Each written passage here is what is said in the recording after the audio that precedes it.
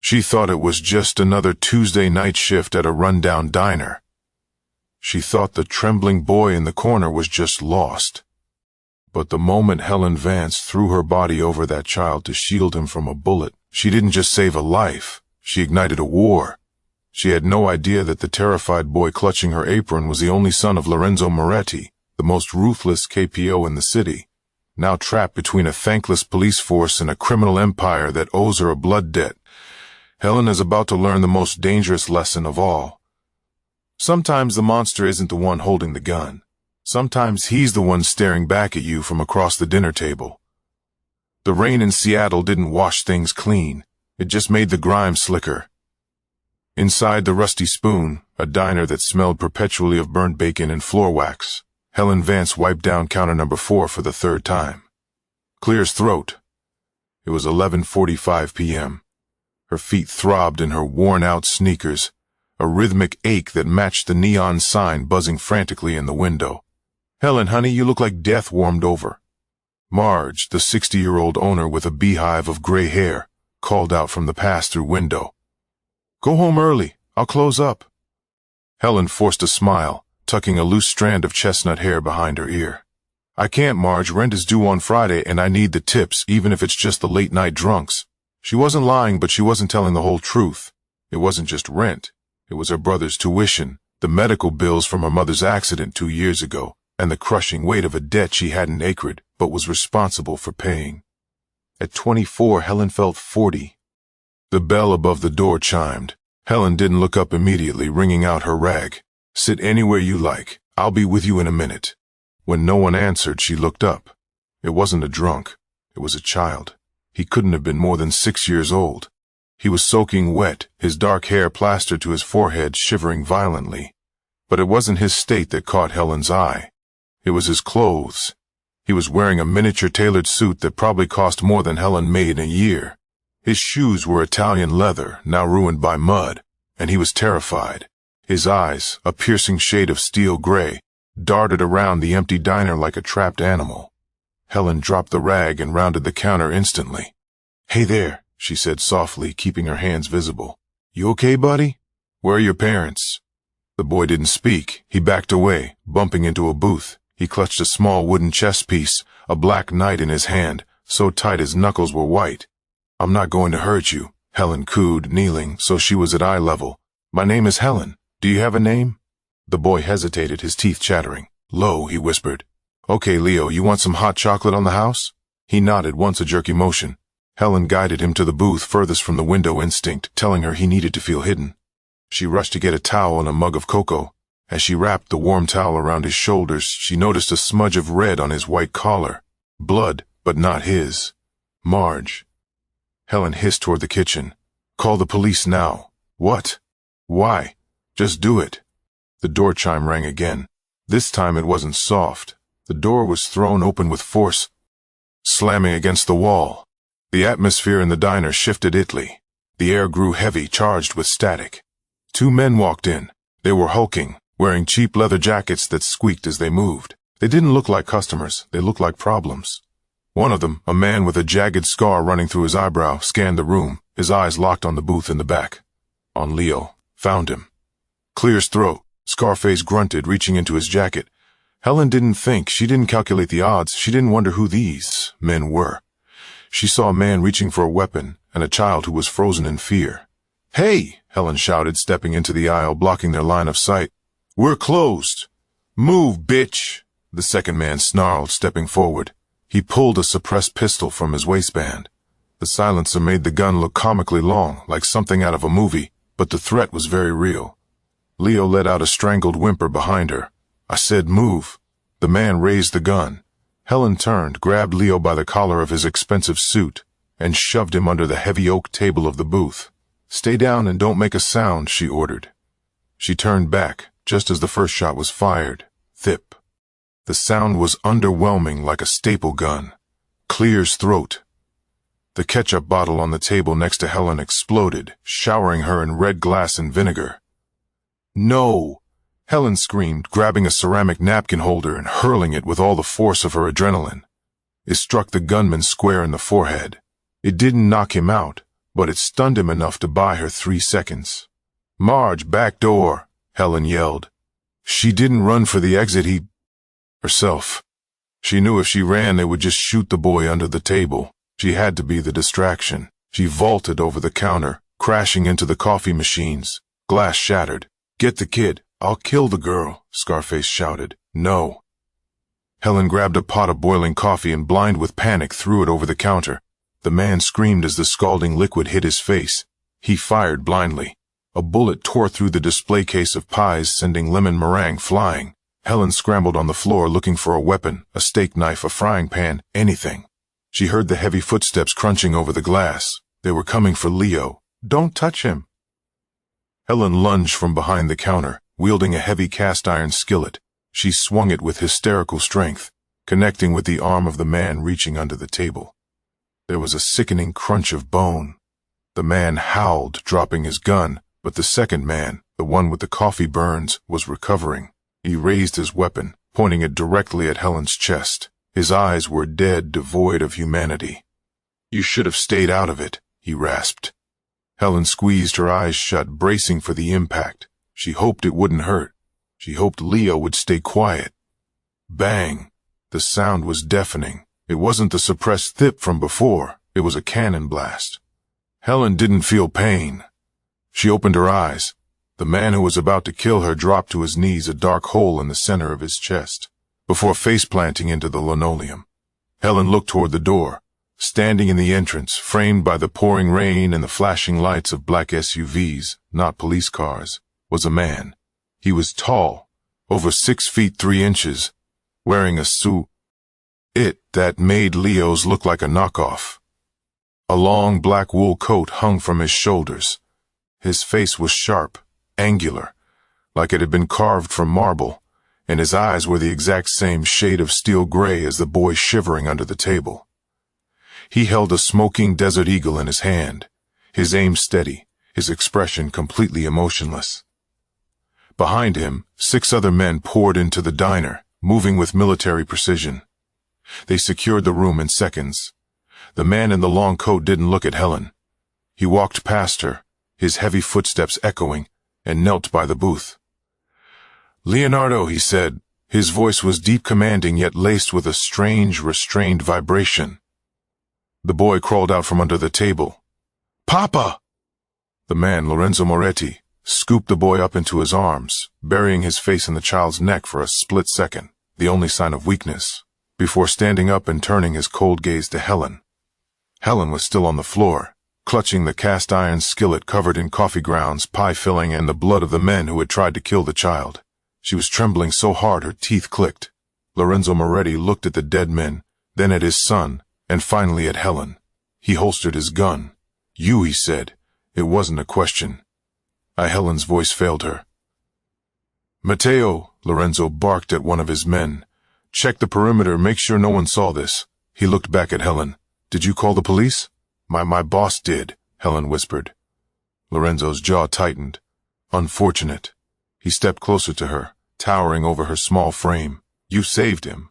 You threw coffee in a skillet."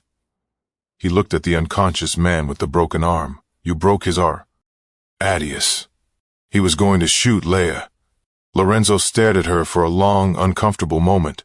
He seemed to be dissecting her soul, looking for a lie. Then he reached into his coat pocket. Helen flinched, thinking he was going for a gun again. Instead, he pulled out a pristine white handkerchief and handed it to her. "Wipe your face, Miss Vance." "Helen Vance." "Miss Vance, you have my gratitude." "I don't want your gratitude," Helen said, her voice shaking, but gaining a hint of steel. "I want to know why grown men were trying to execute a 6-year-old in my diner." The room went silent. The other men in suits stopped moving. No one spoke to Lorenzo Moretti that way. Lorenzo tilted his head, a flicker of interest lighting up his dark eyes. "An excellent question, one you will have plenty of time to ask." "What does that mean?" "It means Helen Vance," Lorenzo said, signaling his men, who suddenly surrounded her, that the police are coming. "And I cannot have you telling them what you saw tonight. You're coming with us." "What? No, I'm not going anywhere with you." Helen scrambled backward, but 2 men grabbed her arms. They weren't rough, but their grip was iron. It is for your own protection, Lorenzo said calmly, turning his back on her as he carried Leo toward the door. The men who sent these assassins, they don't leave loose ends, and as of tonight, you are a loose end. This is kidnapping, Helen screamed as she was dragged toward the black SUVs. Call it protective custody, Lorenzo replied without looking back. Welcome to the family, Helen. The ride was silent, suffocatingly so. Helen sat in the back of the second SUV, sandwiched between two men who looked like they were carved out of granite. The leather seats were soft, the windows tinted so dark that the city outside was just a blur of stray lights. She tried to memorize the route. Left on 4th right onto the highway heading north. But after 20 minutes of winding roads leading toward the posh, secluded estates of Mercer Island, she lost track. Her mind raced. Lorenzo Moretti. She knew the name. Everyone in Seattle knew the name, though it was usually whispered. Real estate mogul on paper, head of the most powerful crime syndicate on the West Coast. In reality, and she had just yelled at him and saved his son. The car slowed, crunching over gravel. Huge iron gates swung open, revealing a driveway lined with ancient pines leading up to a sprawling modern mansion that looked more like a fortress of glass and steel than a home. The car stopped. The door opened. Out, one of the guards said. Helen stepped out into the drizzle. The air here smelled different pine needles and ozone, crisp and expensive. Lorenzo was already out of the lead car, carrying Leo, who had fallen asleep on his shoulder. He walked up the stone steps, the front doors opening automatically for him. Bring her to the library, Lorenzo commanded over his shoulder. Get Dr. Heir's, check her for injuries. Helen was marched into the house. The foyer was cavernous with double-height ceilings and a chandelier that looked like a cascading waterfall of crystals. It was beautiful, cold, and utterly terrifying. She was led into a library that smelled of old paper and scotch. The walls were lined with books from floor to ceiling. A fire crackled in a massive stone fireplace. Sit, the guard said, pointing to a leather armchair. Helen sat. Shh.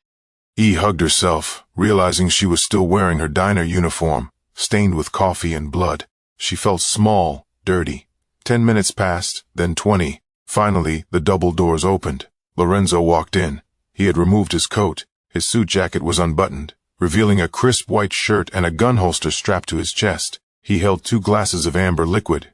He walked over and placed one on the small table beside her. Bourbon top shelf. It will help with the shock. I don't drink, Helen said, her voice. Tonight you drink.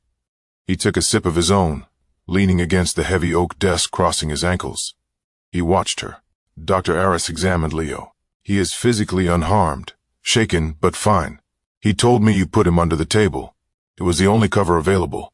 He also said you gave him your coat. It was cold. Lorenzo's eyes narrowed slightly. Why did you do it, Helen? Clear his throat. Do what? Risk your life. You saw guns. You saw killers. Most people run. You stood in front of a bullet. Why? Helen looked down at her hands. He's a child. He was alone. I didn't think about it. I just couldn't let them hurt him. Altruism. Lorenzo mused as if testing the word to see if it tasted bitter. A rare commodity or a very clever lie.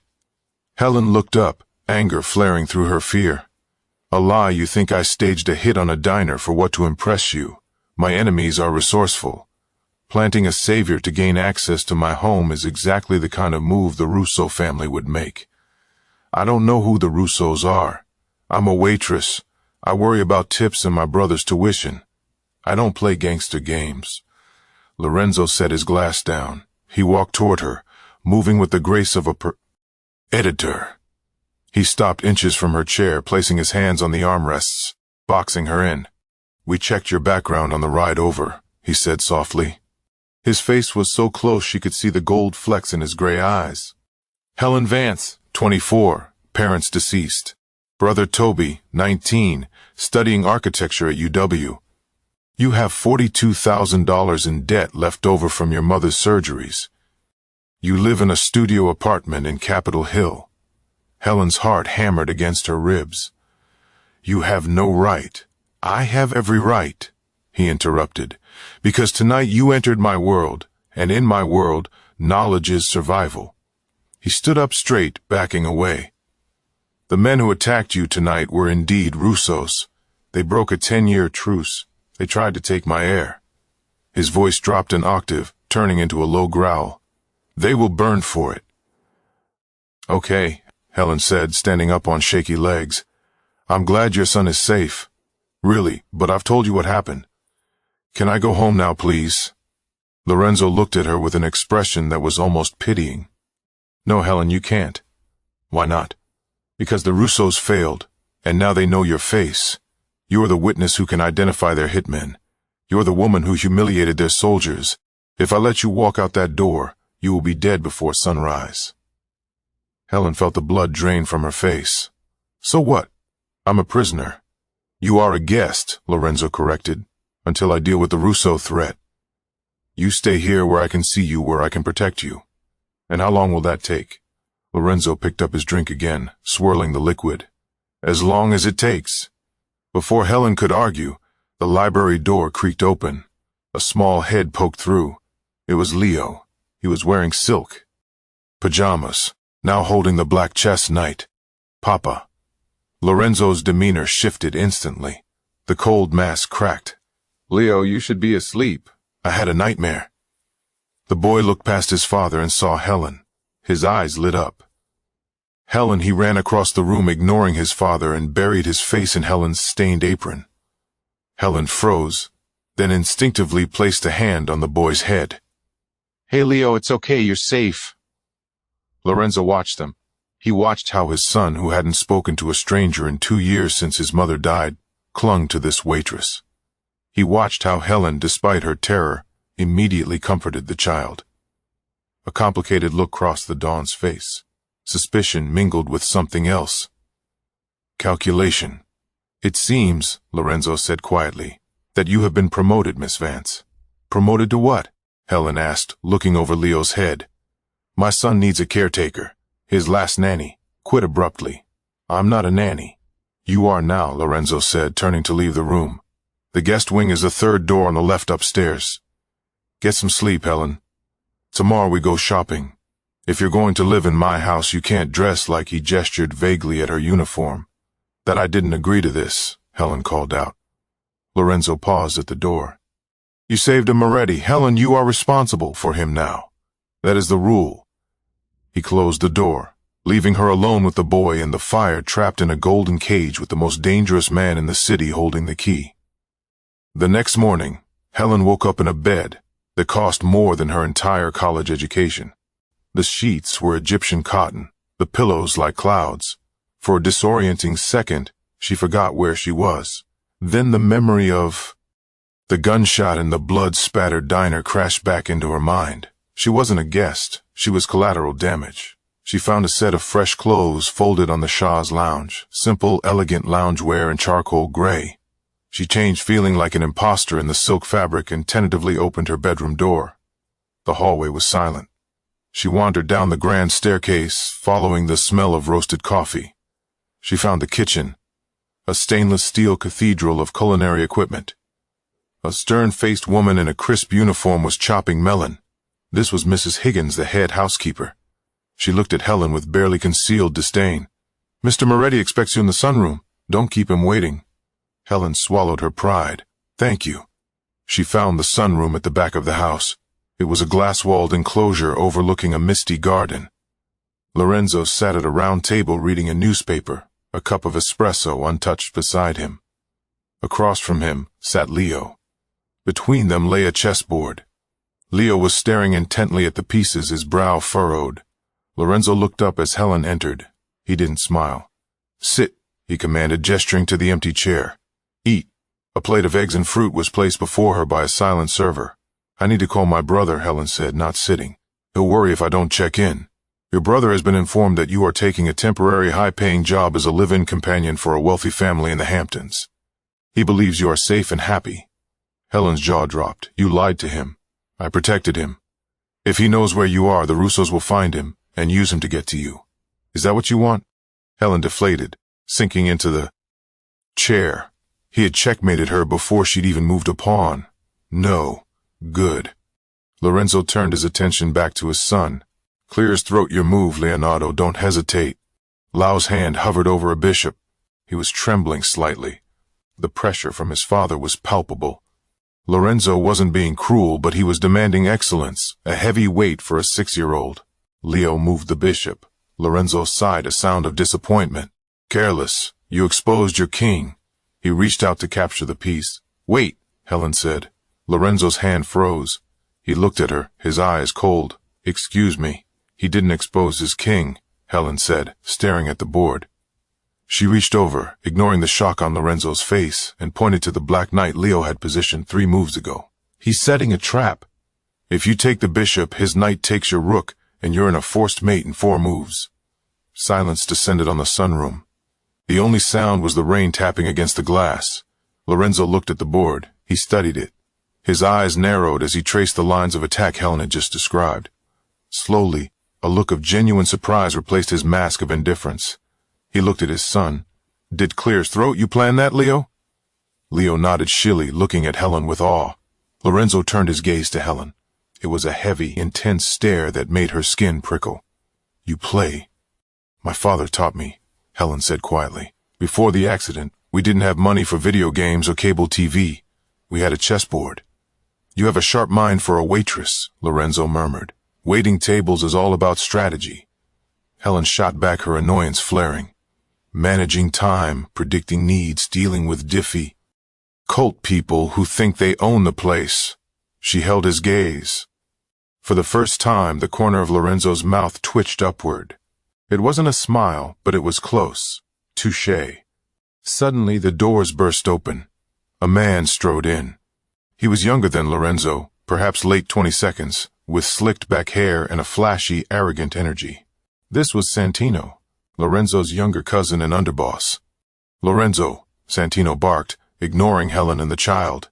We have a problem at the docks. The shipment was flagged. Lorenzo's face hardened instantly. The father vanished, the dawn returned. He stood up. Leo, go to your room. Helen, go with him. Clear his throat. But now Lorenzo's voice was a whip crack. Helen grabbed Leo's hand and hurried him out. As she left, she glanced back. She saw Santino leaning close to Lorenzo, whispering urgently. She didn't like the look in Santino's eyes. It wasn't loyalty. It was hunger. Up in Leo's room, which was filled with more toys than a department store, it felt incredibly lonely. Helen sat on the floor with him. You're really good at chess, Leo, she said softly. Leo looked down at his hands. Papa wants me to be strong like him. You are strong. Being smart is a different kind of strength. Leo reached under his bed and pulled out a shoebox. Inside were drawings, dozens of them. They weren't doodles. They were architectural sketches, bridges, towers, safe houses. Did you draw these? Helen asked, stunned. The perspective was perfect. Leo nodded.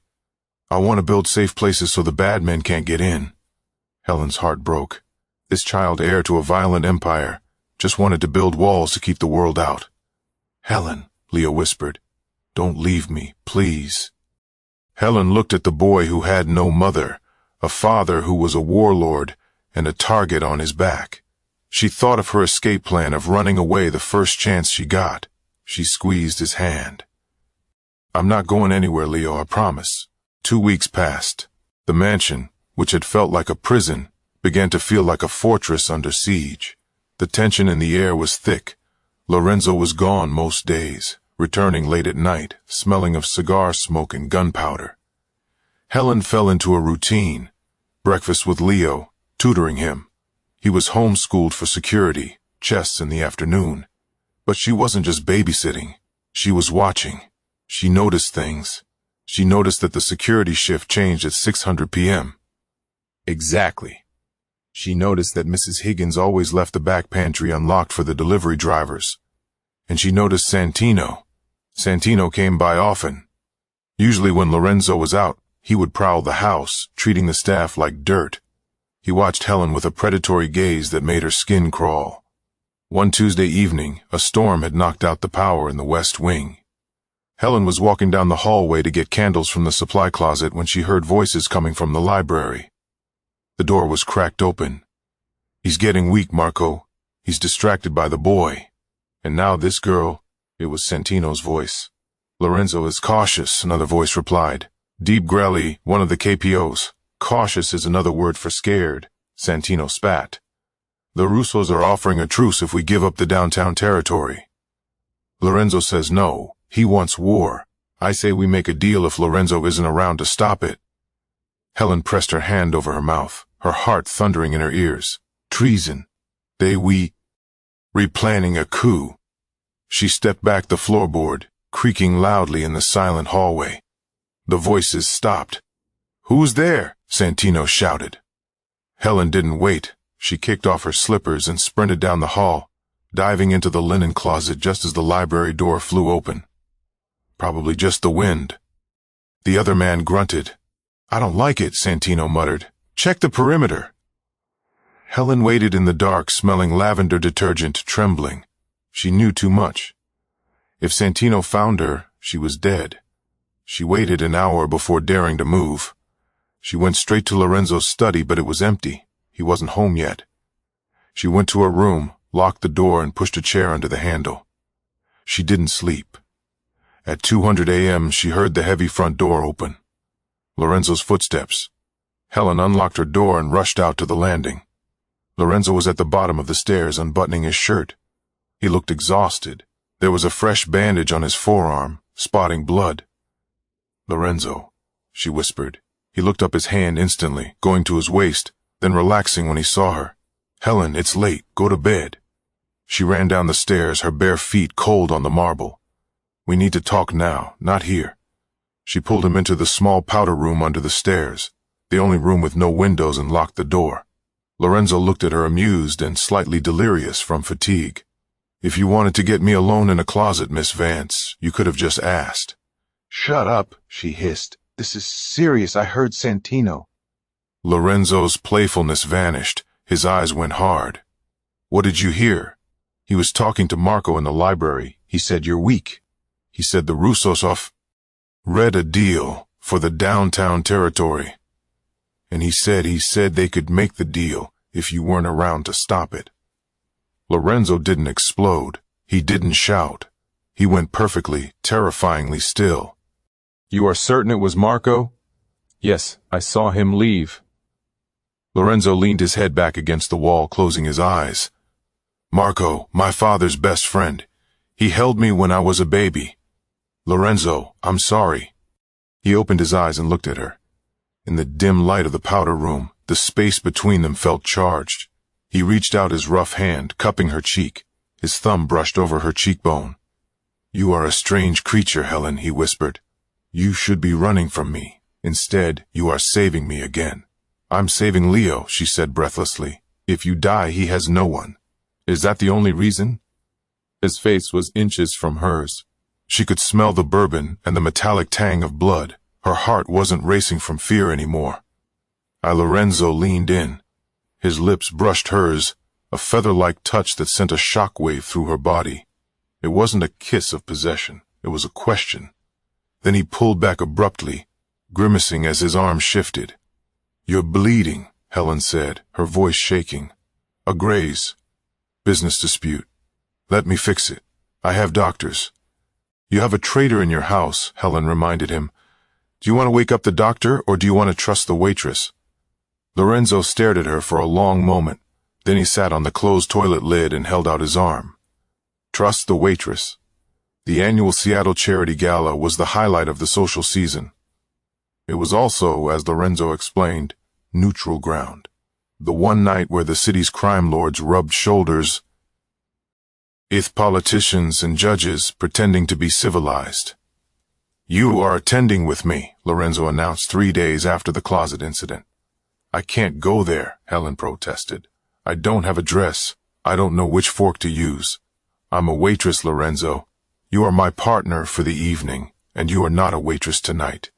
You are Helen Vance, the chess prodigy and private tutor to my son. He tossed a velvet box onto the bed. Wear this. Inside was a dress that made Helen gasp. Emerald green silk backless with a slit that went up to her thigh. It was dangerous. It was a weapon. Why me? She asked. Because Lorenzo said, adjusting his cufflinks. Santino will be there. The Russos will be there. I need someone watching my back who isn't on the payroll. Someone who sees the board. When Helen walked down the stairs that evening, the heir left the room. Lorenzo, waiting at the bottom in a tuxedo, actually stopped speaking mid-sentence to his security chief. He walked up to her, took her hand, and kissed her knuckles. "If we weren't walking into a war zone," he murmured, "I would never let you leave this house looking like that." The gala was held at the art museum. Champagne flowed, diamonds sparkled, and the air was thick with lies. Helen stayed glued to Lorenzo's side. She felt the eyes on them, the whispers. "Who is she? Is she his new mistress?" "Keep your head up," Lorenzo whispered in her ear, his hand warm on the small of her back. "They smell fear." "I'm not scared," Helen lied. "I'm analyzing. Good girl." Halfway through the night, they were cornered near the sculpture garden. A man approached. He was older, heavy-set, with a face like a bulldog. Vincenzo Russo, the man who had ordered the hit on Lau. Behind him stood Santino. Helen's blood ran cold. "Lorenzo." Russo smiled, his teeth yellow. "And this must be the brave little shield." He looked at Helen with mocking appraisal. "Vincenzo." Lorenzo nodded, his body tense. "Enjoying the wine. I hear it's a vintage year for betrayal." He glanced at Santino. Santino didn't flinch. "Just business, cousin." "I hear you have a proposal, Lorenzo," Russo said, stepping closer. "Surrender the ports or we continue our disagreement."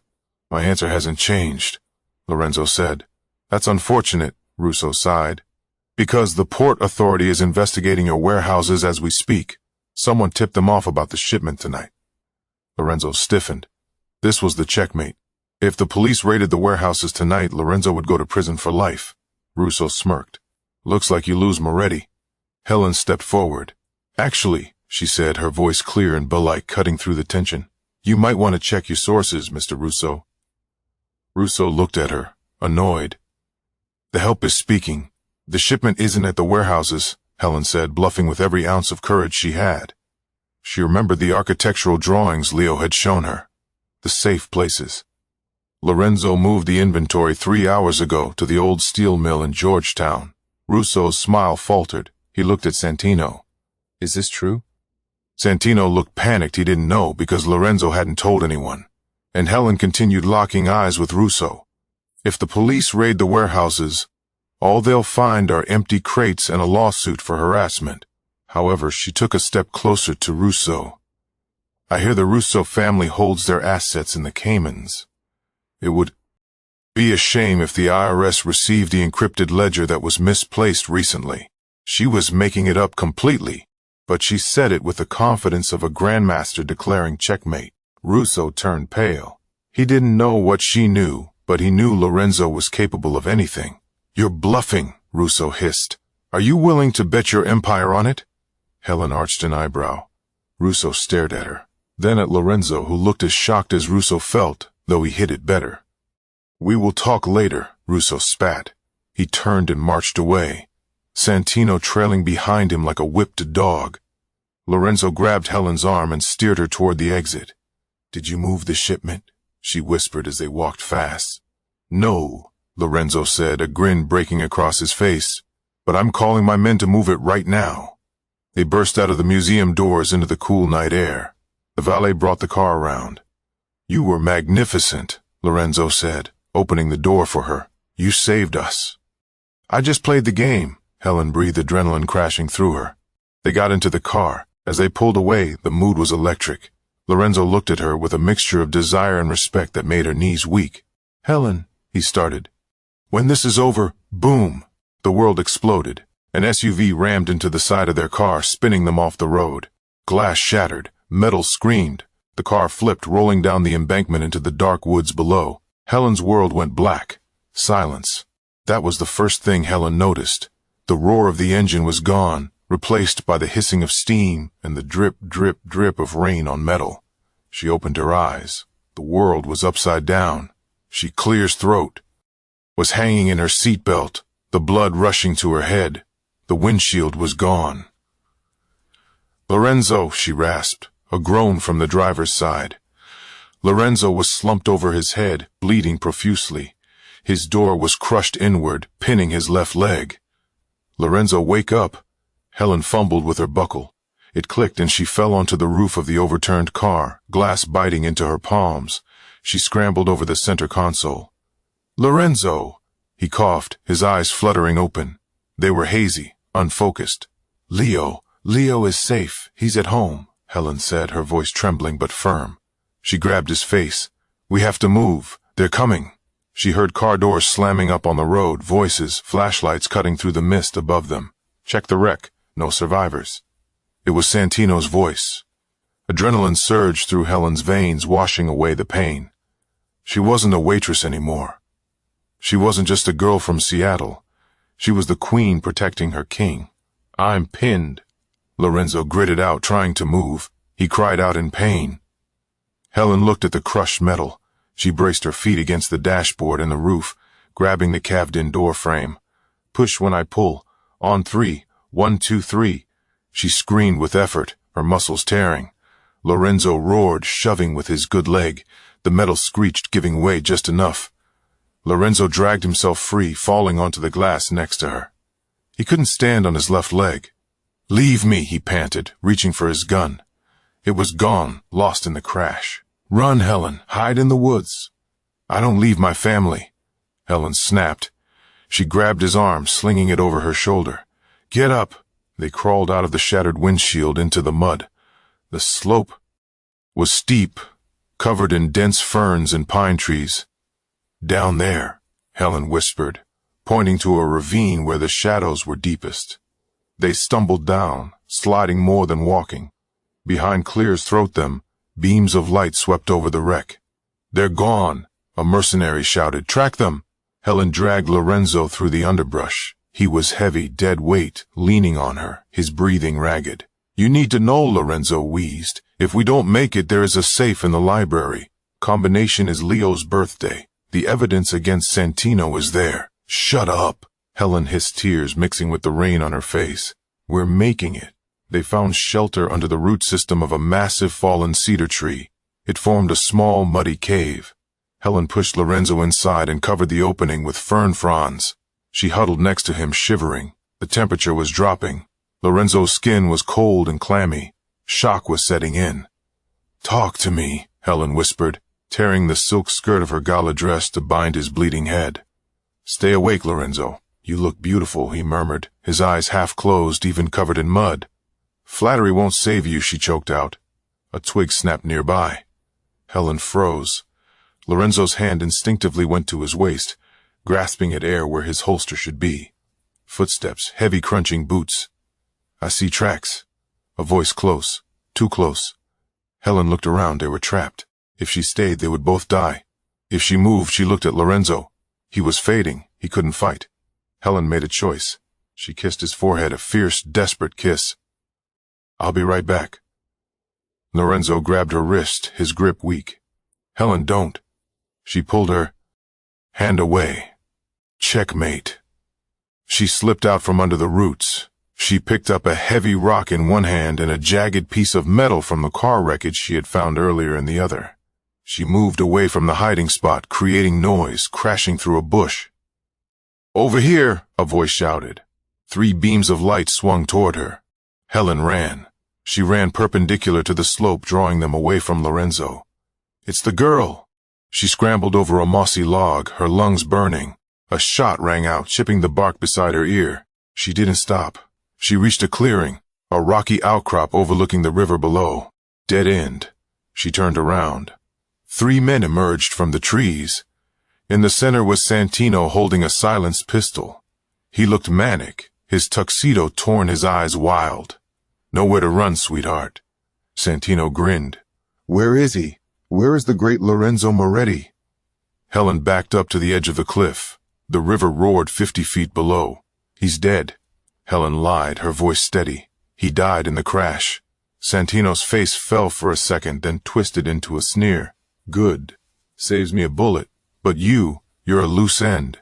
He raised the gun. "Wait," Helen shouted. "You don't want to kill me, Santino. And why is that?" "Because I'm the only one who knows the password to the offshore accounts." She improvised desperately. "Lorenzo gave it to me tonight in the car." Santino paused. Greed flickered in his eyes. You're lying. Am I kill me and you get the crown but you don't get the gold? You'll be a king of ashes. Santino lowered the gun slightly. Tell me the password. Come closer, Helen whispered. I'll whisper it. Santino stepped forward, arrogant, foolish. He motioned his men to stay back. He walked up to her, invading her space. Tell me, he hissed. Helen leaned in. The password is she gripped the jagged metal shard in her hand tighter. Go to hell. She slashed upward. It wasn't a lethal blow, but the metal tore across Santino's cheek. He screamed, staggering back, clutching his face. Kill her, he shrieked. Helen turned to jump. She would take her chances with the river. But before she could leap, a thunderous boom echoed through the clearing. One of the henchmen's heads exploded. Helen spun around. Lorenzo was there. He was leaning against a tree for support, pale as death, holding a gun he must have taken from one of the trackers he'd ambushed. Get away from her, Lorenzo roared. It was the voice of a demon. The second henchman turned to fire, but Lorenzo was faster. Bang! 2 down! Santino, bleeding and terrified, scrambled for his dropped gun. Lorenzo limped forward, ignoring the agony in his leg. He didn't fire. He walked right up to his cousin. Lorenzo, pleased. It was Russo. He forced me, Santino pleaded, crawling backward in the mud. Lorenzo looked down at him. There was no mercy in his eyes, only ice. You betrayed your blood, Lorenzo said quietly, for money. I'm family, not anymore. Lorenzo didn't shoot him. He simply pistol-hipped him. A brutal, efficient strike to the temple. Santino slumped into the mud unconscious. Lorenzo swayed. The adrenaline was running out. He dropped the gun and fell to his knees. Lorenzo. Helen ran to him, catching him before he hit the ground. He looked up at her, his hand trembling as he touched her face. You were the bait. I was the distraction, she corrected, sobbing with relief. You are. Lorenzo coughed, blood staining his lips. You are dangerous, Helen Vance. Only when I have to be. Sirens wailed in the distance. Real police sirens this time. Or maybe Lorenzo's extraction team. Lorenzo rested his forehead against hers. Take me home, Helen. 1 year later, the garden was in full bloom. White Rose, Leo's favorite, lined the path to the gazebo. Helen sat on the bench watching Leo play fetch with a golden retriever puppy. The boy was taller now, his cheeks flushed with health, the shadows gone from his eyes. He laughed, a pure joyous sound that echoed off the mansion walls. He looks happy. A deep voice rumbled behind her. Helen didn't turn. She knew that voice better than her own heartbeat. He is happy. He has a dog, and he just beat his math tutor in chess 3 times in a row. Lorenzo stepped into view. He moved with a slight limp, a permanent reminder of that night in the woods, but it only added to his imposing presence.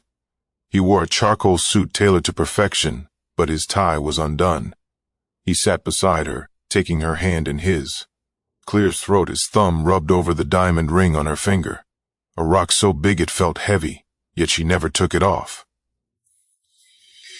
"Ew?" Lorenzo asked, bringing her hand to his lips. "Are you happy, Mrs. Moretti?" Helen smiled, leaning her head on his shoulder. "I miss the diner sometimes. The smell of burnt bacon. I can have the chef burn some bacon for you." Lorenzo deadpanned. Helen laughed. "I think I'll pass." It had been a long year. Recovery had been slow. The war with the Russos had been brutal but short.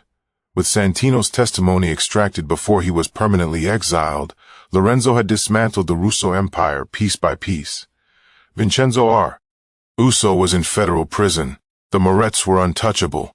But the biggest change wasn't in the city streets. It was in this house. The cold, empty museum had become a home. "I have a surprise for you," Lorenzo said. "I told you no more gifts. You already bought me a library. This is different." He pulled a folded paper from his pocket. Helen opened it. It was a deed to a building in downtown Seattle. "What is this?" "The Rusty Spoon," Lorenzo said. "Marge wanted to retire. I bought it." Helen looked at him, eyes wide. "You bought the diner." "I'm turning it into a shelter," Lorenzo said softly. "A community center for at-risk youth, a safe place like Leo wanted to build." Helen felt tears prick her eyes. She looked at the man who the world called a monster and saw the heart he hid so carefully. "You're going to name it after yourself," she teased, wiping a tear. "The Moretti Center for Wayward Youth." "No," Lorenzo said, looking at Leo playing in the grass. "We're calling it the Knight's Refuge." He turned to her, his gray eyes intense and full of a love that terrified and thrilled her, because a knight saved a king that night, and a queen saved them both. Helen cupped his face. "I love you, Lorenzo. I love you, Helen, until my last breath." He kissed her, a deep, lingering kiss that tasted of promise and peace. As they broke apart, Leo ran over the puppy, barking at his heels. "Papa, Helen, look what I found." He held up a white queen chess piece he had found in the grass. Helen took it, twirling it in her fingers. The piece that could move in any direction, the most powerful piece on the board. She looked at her husband, her son, and her home. She had started as a pawn, terrified, and alone. But she had played the game, clear as throat, and she had won. "Come on," Helen said, standing up and grabbing Leo's hand and Lorenzo's arm. "Let's go inside. It's time for dinner." The sun set over the Moretti estate, casting long golden shadows. The gates were closed. The guards were posted. But inside, for the first time in a generation, there was no fear, only family. And that is the story of Helen and Loreno. From a rainy night in a diner to the top of the criminal underworld. Helen proved that you don't need a gun to be the strongest person in the room. Sometimes you just need courage and a killer chess strategy. I hope you enjoyed this roller coaster of romance and danger. If you did, please smash that like button. It really helps the channel grow. And if you want more stories about hidden identities, billionaire romances, and unexpected heroes, make sure to subscribe and hit the notification bell so you never miss a video. What was your favorite moment? Did you think Santino was the traitor? Let me know in the comments below. Thanks for watching, and I'll see you in the next